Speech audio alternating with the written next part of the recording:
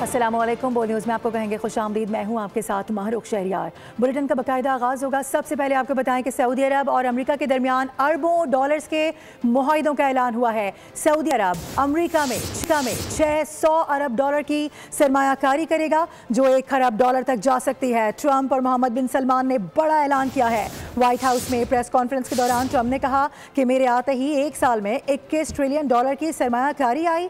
Petroleum और gas ज़खायर को दोबारा बना रहे हैं। ख्वाहिश है कि मेरा ख़ानदान सऊदी अरब के साथ मजीद कारोबार करे। मोहम्मद बिन सलमान ने कहा कि आलमी अमन में अमरीकी सदर डोनाल्ड ट्रंप का अहम किरदार है। इब्राहिमी मुआहदे का हिस्सा बनना चाहते हैं, लेकिन इससे पहले 2 रियासती हल ज़रूरी है। इससे पहले सऊदी वलीअहद का दौरा अमेरिका। आपको बता दें कि मोहम्मद बिन सलमान व्हाइट हाउस पहुंचे। अमरीकी सदर ट्रंप ने मोअज़्ज़ज़ मेहमान का शानदार इस्तकबाल किया। दोनों रहनुमाओं ने गर्म जोशी से मुसाफा किया। व्हाइट हाउस के अमले ने गार्ड ऑफ ऑनर पेश किया, धुनें बजाई गई, F-35 तैयारों की सलामी दी गई। ट्रंप ने मोहम्मद बिन सलमान को व्हाइट हाउस का विजिट भी कराया। दीगर खबरों की जाने बढ़ते हुए आपको बताएं कि इसराइल की जानिब से जंगबंदी मुआहिदे की परवाह किए बगैर एक बार फिर लबनान पर हमला कर दिया गया है। दर्जन से ज़ायद अफराद इसमें शहीद हो गए हैं, मुतादिद ज़ख्मी हुए हैं। हमला पनागुज़ीनों के ज़ेर इस्तेमाल ओपन स्पोर्ट्स ग्राउंड पर किया गया है। गजा में सर्द मौसम है और खुराक की किल्लत भी है, जिसने फ़लस्तीनियों की मुश्किलात मज़ीद बढ़ा दी हैं। जबकि पाकिस्तान की जानिब से गजा के लिए इमदादी सामान की 25वीं खेप मिस्र पहुँचा दी गई। लबनान में इसराइली हमले से स्पोर्ट्स ग्राउंड और इमारत मलबे का ढेर बन गई। पनागुज़ीनों ने खेल के मैदान को सर छुपाने के लिए ठिकाना बनाया हुआ था। गजा में खुराक और पानी की कमी से शहरियों की जिंदगी अजीरन। इसराइली फौज ने जनूबी लबनान के इलाके सैदोन में फजाई हमला किया, जिसमें 13 अफराद जाँ बहक और मुतादिद जख्मी हो गए। निशाना पनागुज़ीनों का ओपन स्पोर्ट्स ग्राउंड था। इसराइल ने बिना सबूत दावा किया कि वहाँ हमास के कारकुन मौजूद थे। गजा में सख्त पाबंदियों के बायस खुराक और पानी की शदीद किल्लत बरकरार है, जबकि पाकिस्तान की जानिब से मजीद 100 टन इमदादी सामान की नई खेप मिस्र पहुंचा दी गई। लबनान और गजा पर जारी हमलों ने खित्ते की सूरत हाल मजीद संगीन बना दी, जबकि आलमी बरादरी के फौरी और मौसर इक़दामात की ज़रूरत पहले से कहीं ज़्यादा बढ़ गई है। खुशाइन खबर यह भी है कि अक़वाम मुत्तहिदा की सलामती काउंसिल में अमरीकी सदर के गजा मंसूबे की हिमायत में करारदाद कसरत राय से मंजूर कर ली गई है। करारदाद के हक़ में 13 वोट आए हैं, जबकि रूस और चीन की जानिब से वोटिंग में हिस्सा नहीं लिया गया। करारदाद में गजा के लिए बैनुल अक़वामी इस्तेहकाम फोर्स की तैनाती और गजा में अबूरी हुकूमत के क़याम के नुकात शामिल हैं। अमरीकी मंदूब ने सलामती काउंसिल में पाकिस्तान, मिस्र, कतर, उर्दून, सऊदी अरब, मुत्तहिदा अरब इमारात, टर्की और इंडोनेशिया का शुक्रिया अदा किया है। उनका कहना था कि सूरत हाल की संगीनी का इदराक किया जाना खुशाइंद है। ये करारदाद गजा के इस्तेहकाम के लिए अहम साबित होगी। दीगर खबरों की जाने बढ़ेंगे। अगर शहरी हुकूमतों को इख्तियारात और वसाइल नहीं मिलते तो सूबा नागुज़ीर है। सिंध या कोई भी सूबा अगर नीचे वालों के इख्तियारात गस्ब कर लेगा तो फिर सूबा बनाना भी आइन का हिस्सा ही है। आपको बता दें कि नए सूबे बनाने का गैर आइनी नहीं है। वफाकी वज़ीर सेहत सईद मुस्तफ़ा कमाल की जानिब से दुनिया बोल है में खुसूसी बातचीत की गई है। उन्होंने कहा है कि लोग 18वीं तरमीम को रोल बैक करने के खिलाफ हैं। उन्हें चाहिए कि अवाम को हुकूक दे दें। उनको MQM की तजवीज़ की हिमायत करनी चाहिए। MQM की तजावीज़ की पंजाब और दूसरे सूबों ने भी हिमायत की थी। जो है वो ये वक्त आ गया है कि पाकिस्तान में प्योरली डिवॉल्व किस्म का लोकल गवर्नमेंट सिस्टम आ जाए। MQM के इस आईनी तरमीम की हिमायत पंजाब की पूरी असम्बली ने कर दी, वफाकी कैबिनेट ने कर दी, वज़ीर आज़म ने कर दी और लॉ एंड जस्टिस में बैठे हुए कमेटी के मेंबरान ने कर दी। इंशाअल्लाह ताला हम पीपल्स पार्टी को भी मना लेंगे कि तमाम अगर सूबे या सिंध सूबा या कोई भी सूबा लोगों को इख्तियारात और वसाइल देने के रास्ते में रुकावट बन जाएगा और वो गस्ब कर लेगा, तो फिर पाकिस्तान में सूबे बनाना भी आइन का हिस्सा है। कोई आइन से मारवा चीज़ नहीं है। जो लोग आने के खिलाफ हैं, जो लोग 18वीं तरमीम को रोल बैक करने के खिलाफ हैं, उनको चाहिए कि वो हुकूक दे दें। MQM के इस बिल की तायद करें, इख्तियारात इसी सूबे में रहते हुए वसाइल, इख्तियारात और वसाइल लोकल गवर्नमेंट को दे दें। अगर ये नहीं करेंगे तो फिर सूबा नागुज़ीर है। सड़कें बने या ना बने, कराची वालों के लिए खुशखबरी ज़रूर है। वो ये है कि शहर कायद में आइंदा हफ्ते से डबल डेकर बसें और नई EV बसें चला करेंगी। सीनियर सूबाई वज़ीर शर्जिल इनाम मेमन ने सिंध के दीगर अज़ला में भी पीपल्स बस सर्विस के नए रूट्स शुरू करने का ऐलान किया है। कहा कि 10 दिसंबर तक EV टैक्सी शुरू करना और मज़ीद 500 बसें लाना चाहते हैं। शर्जिल मेमन की ज़ेर सदारत इजलास में ट्रांसपोर्ट हुकाम को नए बस रूट्स के लिए तैयारियाँ मुकम्मल करने की हिदायत जारी कर दी गई। और कराची में सड़कों की हालत इंतहाई ख़राब है। ट्रैफिक हादसात में 700 से ज़ायद अफराद जाम बहक हो चुके हैं। वज़ीर ट्रांसपोर्ट कुछ नहीं कर रहे। कराची में पानी की कमी है। ई चालान की भारी रकम वसूल की जा रही है। अमीर जमात इस्लामी कराची मुनम जफ़र की सिंध हुकूमत पर तनकीद। कहा कि शहर में हैवी ट्रैफिक, मिनी बसें और टैंकर्स हज़ारों जाने ले चुके हैं। कराची में लाकानूनियत है, भत्ता वसूली की सूरत हाल है, जबकि पीपल्स पार्टी की हुकूमती कारकर्दगी सिफर है। में जनवरी से लेकर अक्टूबर तक रवां साल 755 अफराद ऐसे हैं कि जो इन हादसात का शिकार हुए हैं, जिनमें से 227 अफराद heavy traffic, trawler, tanker, dumper, mini bus, इनके हाथों जो है वो उनकी डेथ हुई है। शहर में लाकानूनियत, भत्ता वसूल करने के वाकयात, लोगों को धमकियां वसूल होना, भत्ते के नाम पर लोगों को मार देना, ये कारकर्दगी है कराची पुलिस की, सूबाई हुकूमत की, वजीर आला की, पीपल्स पार्टी की 17 साल से बरसर इक़्तिदार इस हुकूमत की। और आप चालान के नाम पर लोगों से भत्ता वसूल करते रहे। लिहाजा हम हुकूमत सिंध से मुतालबा करते हैं कि लोगों को इस अजियत से निजात दें, चालान की रकम को रिवाइज किया जाए और लोगों को रिलीफ दिया जाए। और इसमें कोई दो राय नहीं कि सबसे ज़्यादा टैक्स और सबसे भारी चालान भरने वाले कराची में कचरा भी सबसे ज़्यादा है। पूरा शहर कचराची बना हुआ है। गली मोहल्ले ही नहीं, अहम तरीन चौराहे और नाम नहाद पौश इलाकों से भी बू उठती है। अवाम कहते हैं कि इंतहाई बेरहमी के साथ कराची से टैक्स नोचा जाता है, लेकिन सहूलतों का हाल ये है कि कचरा तक नहीं उठाया जाता। रिपोर्ट कर रहे हैं कफील अहमद। अच्छे वक्तों की बात है कि ये कराची था जिस पर दुनिया रश्क करती थी, लेकिन आज हमारे पास कचराची है, जहां हर तरफ कचरा है, बदबू है, जरासीम है, मक्खियों और मच्छरों की बहुतात है और सारे मसाइल से परेशान कराची वाले हैं। मुस्तकबिल के मयार जो हैं, जिन्हें हम कहते हैं नौजवान, वो पढ़ाई कर रहे हैं और आपने उनके सामने जो है ना कचरे के अंबार लगा दिए। कचरा कुंडी आपके सामने, आपका हाल देख लें। पहले तो फिर रोड पे डब्बे होते थे, अब तो डब्बे नाम की भी चीज़ नहीं रही है। कराची वालों से भारी भरकम चालान और तरह तरह के टैक्सेस की मद में इंतहाई सफाकियत से खून पसीने की कमाई नोच ली जाती है, लेकिन इंतजामी सूरत हाल ये है कि कचरा तक नहीं उठाया जाता। जिस जगह पे जाए, जिस शहर में जाए, कचरे का ढेर ही है। कचरा भी ढेर हुआ, ये लगा हुआ कचरा देख ले आप अपने सामने। कराची में तो अल्लाह ही हाफिज़ है, लगता है पीपल्स पार्टी का टाइम खत्म हो गया है। अभी तो हुकूमत भी इनकी है, वफाक पे भी इनके लोग हैं और मैं भी इनका है, तो भी कराची में काम नहीं होता। बहुत ज्यादा गंदगी है, कचरा उठाते हैं, पता नहीं किस तरीके से उठाते हैं, पता नहीं है भाई। कोई पुरसाने हाल नहीं है कराची का। कराची की सिर्फ कच्ची आबादियाँ और अंदरूनी गलियाँ ही नहीं, मरकजी अहम शाहराहें और नाम नहाद पोश इलाके भी कचरे से भरे हुए हैं। अवाम चाहते हैं कि हुकूमत जिस तरह नो पार्किंग से फौरी तौर पर बाइक उठा ले जाती है, उसी तरह कचरा भी उठाने के इंतजाम करे। तमाम शहरी इसके बिल्कुल बरक्स हैं और उनका कहना यह है कि शहर की हालत इंतहाई बदतर हो चुकी है। जा बजा कचरे के ढेर हैं, इससे निजात दिलाई जाए। कैमरामैन मोहम्मद यूसुफ के साथ कफील अहमद, बोल न्यूज़, कराची। और पता नहीं क्यों कराची वालों को हर तरफ कचरा ही कचरा दिखाई देता है, लेकिन MD solid waste Tariq Ali Nizamani तो कह रहे हैं कि कागजात में लिखा है कि सिर्फ कराची ही नहीं बल्कि सिंध के दीगर शहरों में भी कचरा अब कम हो रहा है। यहाँ तक कि वज़ीर आज़म भी हमारी कारकर्दगी से खुश हैं।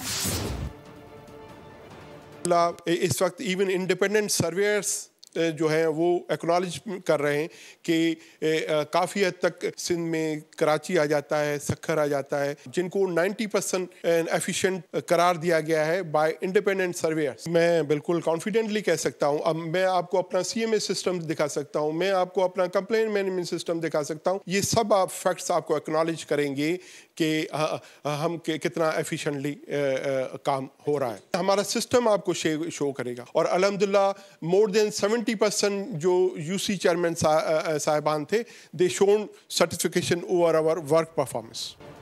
और इन सारे मसलों के अलावा कराची में भत्ता माफिया एक बार मुल्क का माशी हब कराची जराइम पेशा नासिर की आमाजगाह बन गया। कराची में भत्ता खोर फिर सरगर्म, ताजिर बरादरी खौफजदा। ताजरों को भत्ते की पर्चियां मिलने का सिलसिला जोर पकड़ गया। बढ़ती वारदातों के बायस शहर कायद में कारोबार करना महाल हो गया। मुल्जिमान का न्यू एम जिना रोड पर कार शोरूम पर हमला, गोलियां बरसाती, फायरिंग से गाड़ियों को नुकसान पहुंचा। मालिकान ने शोरूम बंद करके वाक़े के खिलाफ शदीद एहतजाज किया। ताजरों का कहना है कि शहर में भत्ता माफिया की आज़ादाना वारदातें हुकूमत और पुलिस के लिए लम्हा फिक्रिया है। उन्होंने भत्ताखोरों को कैफरे किरदार तक पहुँचाने, जान और माल का तहफ़्फ़ुज़ यकीनी बनाने का मुतालबा किया। 4 रोज कबल SIU की कार्रवाई में भत्ताखोर गुरु के 3 कारिंदों को गिरफ्तार किया गया था। कराची में भत्ताखोरों की अलगार, ताजिरों का तशवीश का इजहार। कारोबारी बरादरी का कहना है कि शहर कायद में ताजिर फिर भत्ताखोरों के रहम करम पर हैं। धमकियां दी जा रही हैं, भत्ते की पर्चियां दी जा रही हैं। वाकयात का संजीदगी से नोटिस लिया जाए। एक बार तो फिर भत्ताखोरों के रहम करम पर हैं। माजी में पुलिस, रीजनल और ताजिरों ने मुश्तरका हिकमत अमली से इस अफरीद पर काबू पा लिया था, लेकिन कुछ अरसे से ये दोबारा सरगर्म अमल है। न्यू MA जिना रोड पर भत्ते के सिलसिले में फायरिंग की गई। अब ये सोरिश दोबारा सर उठा रही है।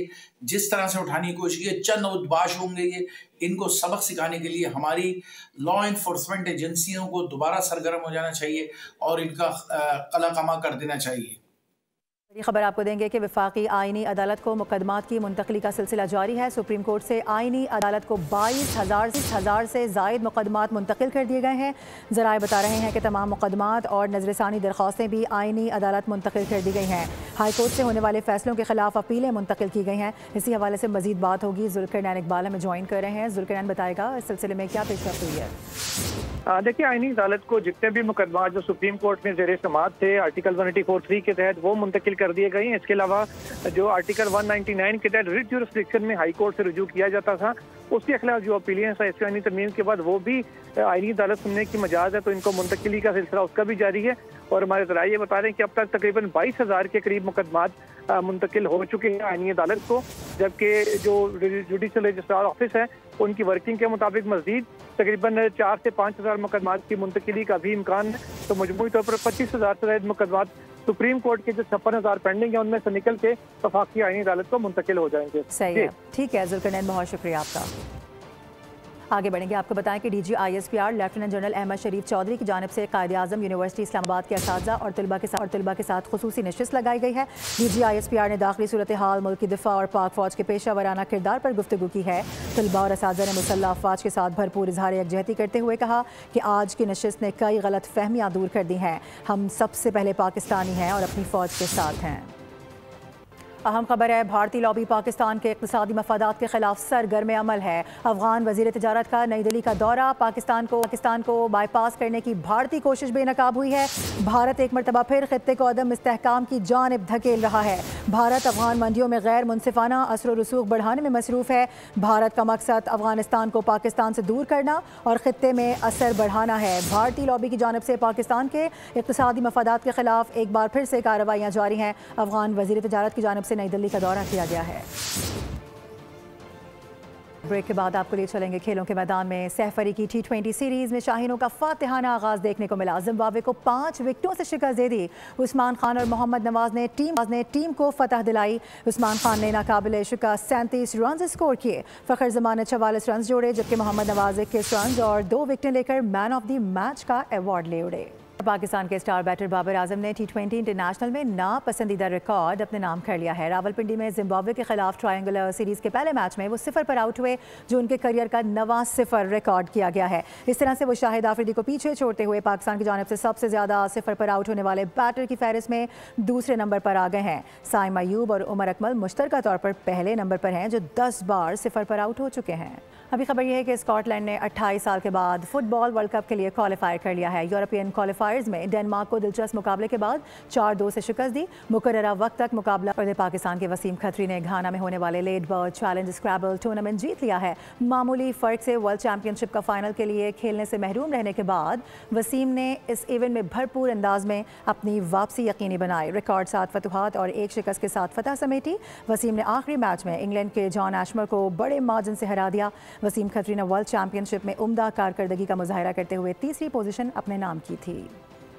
एक और अच्छी खबर यह है कि पाकिस्तान के Asjad Iqbal IBSF snooker world cup के सेमीफाइनल में पहुंच गए हैं। मस्कत में जारी इवेंट के क्वार्टर फाइनल में असजद ने भारत के पंकज अडानी को धूल चटाई है। बेस्ट ऑफ 7 फ्रेम्स के मैच में 4-0 से फतह अपने नाम की।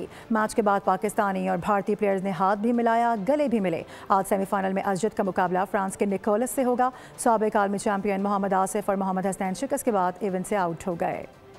बात करेंगे कौमी हीरो की। Olympic gold medallist Arshad Nadeem Islamic solidarity games में आज इन एक्शन होंगे। सऊदी अरब के शहर रियाज में जारी गेम्स का जैवलिन थ्रो इवेंट पाकिस्तानी वक्त के मुताबिक रात 11 बजे शुरू होगा। अरशद नदीम ने अपनी कामयाबी के लिए कौम से दुआओं की अपील की है। पाकिस्तान के यासिर सुल्तान भी मैदान में उतरेंगे। तो बताएं कि इस्लामाबाद के तालीमी इदारों से मंशियात के खात्मे से मुतालिक केस की समाअत हुई है। अमन व अमान और कचहरी धमाके से मुतालिक जस्टिस राजा इनाम के अहम रिमार्क्स भी सामने आए हैं, जहां पर कहा गया है कि अमन व अमान का सिलसिला है मसला है, वहीं पर मंशियात का खात्मा भी मसला है। अमन व अमान के इकदाम के बावजूद कचहरी में धमाका हो गया। जस्टिस इनाम अमीन की जानिब से हैरत का इजहार किया गया है। उन्होंने हिदायत जारी की है कि अदालत का IG इस्लामाबाद को NF में और इसके साथ साथ दीगर से मीटिंग की हिदायत भी जारी कर दी गई है। मंशियात के खात्मे से मुतालिक पैरा ने अब तक क्या इकदाम किए हैं, अदालत की जानिब से ये इस्तफसार भी किया गया है। मजीद बात करेंगे, मोहम्मद आलिजा हमें ज्वाइन कर रहे हैं। आलिजा, ये अहम रिमार्क सामने आए हैं, कुछ हैरत का इजहार भी किया जा रहा है। देखिए, इस्लामाबाद हाई कोर्ट के जज हैं जस्टिस इनाम अमीन मिन्हास, उन्होंने अहम रिमार्क्स दिए हैं। वफाकी दारुल-हुकूमत इस्लामाबाद के तालीमी इदारों से मंशियात के खात्मे से मुताल्लिक केस की समाअत के दौरान मंशियात खात्मे का फ्रेमवर्क बनाने के लिए अदालती हुक्म के बावजूद IG इस्लामाबाद से मुतल्लिका हुक्काम की मीटिंग ना हो सकी। इसके ऊपर अदालत ने शदीद बरहमी का इजहार भी किया है। अदालत का IG इस्लामाबाद को 2 हफ्ते में ANF, प्राइवेट स्कूल अथॉरिटी और दीगर से मीटिंग की हिदायत। जहां अमन अमान का मसला अहम है, वहीं मंशियात के खात्मे का मसला भी अहम है। अमन अमान के इक़दाम के बावजूद ठीक है, ये अहम रिमार्क सामने आए हैं। इस केस से मुतालिक आगाह करने के लिए बहुत शुक्रिया आपका। एक और अहम खबर यह है कि यूटिलिटी कॉरपोरेशन मुलाजिमीन की बरतरफी केस की समाअत हुई है। अदालत ने बरतरफ मुलाजिम मुजम्मिल रफ़ीक को तैयारी के लिए कुछ वक्त दे दिया है। आपको ये बता दें कि वफाकी आईनी अदालत को सियासी अखाड़ा ना बनाया जाए। जस्टिस हसन अजहर रिजवी की जानिब से यह अहम रिमार्क सामने आए हैं। उन्होंने कहा कि यूटिलिटी स्टोर से करोड़ों अरबों का नुकसान हुआ है। ये भी रिमार्क्स दिए गए कि यूटिलिटी स्टोर से आवाम का नहीं बल्कि सिर्फ और सिर्फ स्टाफ का फ़ायदा हुआ। उन्होंने मज़े किए हैं। जस्टिस हसन अजहर रिजवी की सरबराही में बेंच ने केस की समाअत की है। और कराची में कितना पैसा किस मंसूबे पर लगाया गया, बोल न्यूज़ के प्रोग्राम बोल जमहूर में खबर नशर होने के बाद सिंध हुकूमत मुतहरिक नजर आ रही है। ज़राए बता रहे हैं कि सिंध हुकूमत ने वफाक से मिले 5.5 अरब की रिपोर्ट पेश कर दी है। वज़ीर आज़म की जानिब से 5 अरब 1 करोड़ 56 लाख रुपए फराहम किए गए हैं। रिपोर्ट में वाज़ेह किया गया, ब्रीफिंग दी गई है, उसमें मजीद क्या बातें बताई गई हैं, बात करेंगे। मोहम्मद काशान ज्वाइन कर रहे हैं। जी काशान।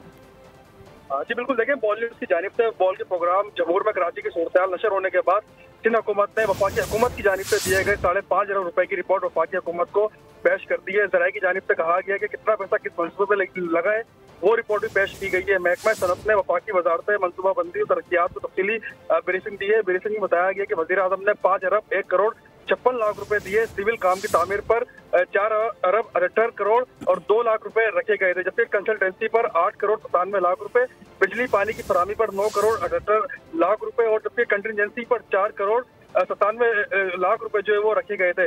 सिंध रेवेन्यू बोर्ड का 5% टैक्स भी अदा किया जाएगा साइट की सड़कें बनाने के लिए। वज़ीर आज़म ने 13 अप्रैल 2022 को ऐलान किया था। CTWP ने 13 अगस्त को 2024 को नजरसानी PC1 मंजूरी दी गई थी, जबकि मंसूबे के लिए 5 अरब 1 करोड़ 56 लाख रुपए मंजूर किए गए थे। मंसूबे के तहत नकासी याफ्ते 28 लाख और सड़कों के 27 मंसूबे मुकम्मल कराए जाएंगे। मंसूबा वफाकी हुकूमत के प्रोजेक्ट स्ट्रिंग कमेटी ने भी मंजूर कर लिया, जबकि सड़कें कुशादा करके मुल्की और गैर मुल्की सरमायाकारों की हौसला अफजाई की जाएगी। हुनरमंद और गैर हुनरमंद अफराद को जो है रोजगार भी मिलेगा। रोजगार मिलने के साथ साथ सनत और तालीम की सहूलत भी जो है वो दी जा सकेंगी। जबकि सिंध हुकूमत की जानिब से 5 पैकेज के साथ ठेके दिए गए हैं, जो 3 अरब 82 करोड़ 51 लाख रुपए की ठेकेदारों ने अप्रैल 2025 से काम शुरू कर दिया है। वफाकी हुकूमत को सिंध हुकूमत की जानिब से ये ब्रीफिंग दी गई है, जबकि वफाकी हुकूमत ने मई 2015 में 1.5 अरब रुपए जारी किए हैं, जो कि महकमा खजाना के रबा माली साल के बजट में शामिल कर लिए गए हैं। जी ठीक है, यानी कहा जा सकता है कि बोल की खबर का हुआ है असर। अपडेट कर रहे थे मोहम्मद काशान, बहुत शुक्रिया। इसी के साथ न्यूज़ बुलेटिन से फिलहाल इतना ही। मजीद खबरों अपडेट्स के लिए विजिट कीजिए bolnews.com और रहिए बोल के साथ। सब्सक्राइब करें और बेल दबाएं ताकि कोई खबर रह न जाए।